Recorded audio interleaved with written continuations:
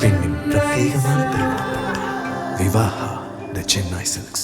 2008ஆம் ஆண்டில் Jeffrey Epstein தனது palm beach வீட்டில் 14 வயதான தங்கள் மகளிடம் பாலியல் அத்துமீறலில் ஈடுபட்டதாக அந்த சிறுமியின் பெற்றோர் புளோரிடா காவல்துறையிடம் புகார் அளித்தனர். தொடர்ந்து 11 ஆண்டுகளுக்கு பிறகு ஜெஃப்ரி எப்ஸ்டீன் மீது பாலியல் தொழிலுக்காக சிறுமிகளை கொண்ட ஒரு நெட்வொர்க்கை நடத்தியதாக குற்றம் சாட்டப்பட்டது.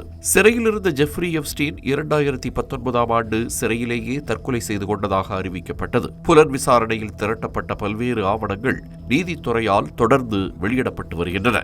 கடந்த வெள்ளிக்கிழமை அமெரிக்க நீதித்துறை ஜெஃப்ரி எப்ஸ்டீன் பாலியல் வழக்கு தொடர்பான 30 லட்சம் பக்கங்கள் கொண்ட ஆவணங்களையும் 2000த்திற்கும் மேற்பட்ட வீடியோக்களையும் 1,80,000 படங்களையும் வெளியிட்டிருக்கிறது.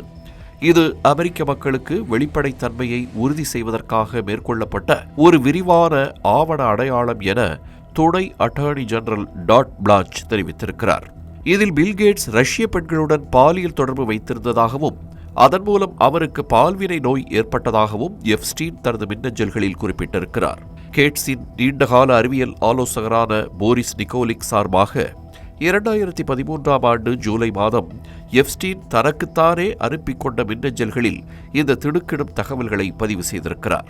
ஒழுக்கக்கேடான நெறிமுறையற்ற செயல்களில் பங்கேற்கவும் சட்டவிரோதமான செயல்களை செய்யவும் மீண்டும் மீண்டும் வற்புறுத்தப்பட்டதாக எழுதியுள்ள எப்ஸ்டீன் ரஷ்ய பெண்களுடன் பாலியல் உறவு கொண்டதால் ஏற்பட்ட பால்வினை நோய்க்காக பில்கேட்ஸுக்கு மருந்துகளை பெற உதவியதாக கூறியுள்ள எப்ஸ்டீன் 6 வருட நட்பை முடித்துக் கொண்ட பில்கேட்ஸை விமர்சனமும் செய்திருக்கிறார். பில்கேட்ஸ் தன்னிடம் பாலியல் நோய் தொடர்பான மின்னஞ்சல்களை நீக்குமாறு கெஞ்சியதாகவும் மெலிண்டாவுக்கு ரகசியமாக கொடுப்பதற்காக பாலியல் நோய் எதிர்ப்பு மருந்துகளை கேட்டதாகவும் எப்ஸ்டீன் பதிவு செய்துள்ளார்.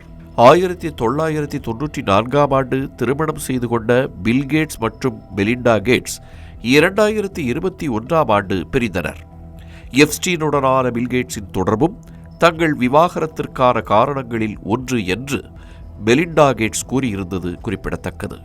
ஏற்கனவே 2017இல் ஜேபி மார்கன் சேஸுடன் எப்ஸ்டீன் தொடங்கிய ஒரு தொண்டு நிதியில் பங்கேற்க கேட்ஸ் மறுத்த பின் எப்ஸ்டீன் ரஷ்ய பிரிட்ஜ் விளையாட்டு வீராங்கனை மிலா அண்டனோவுடனான கேட்ஸின் கள்ள உறவை அம்பலப்படுத்துவதாக அச்சுறுத்தியிருந்தார். இந்நிலையில் இந்த ஆவணங்களில் உள்ள தகவல்கள் அனைத்தும் முற்றிலும் அபத்தமானவை மற்றும் முற்றிலும் பொய்யானவை என்று தெரிவித்திருக்கும் பில்கேட்ஸின் செய்தி தொடர்பாளர் தன்னுடனான தொடர்பை துண்டித்த ஆத்திரத்தில் எப்ஸ்டீன் அவதூறுகளை பதிவு செய்திருப்பதாக விளக்கமளித்திருக்கிறார். இந்த ஆவணங்களை வெளியிட்ட அமெரிக்க நீதித்துறை இதில் உள்ள அனைத்து தகவல்களும் உண்மை என்று தாங்கள் உறுதிப்படுத்தவில்லை என்று தெளிவாக கூறியிருக்கிறது.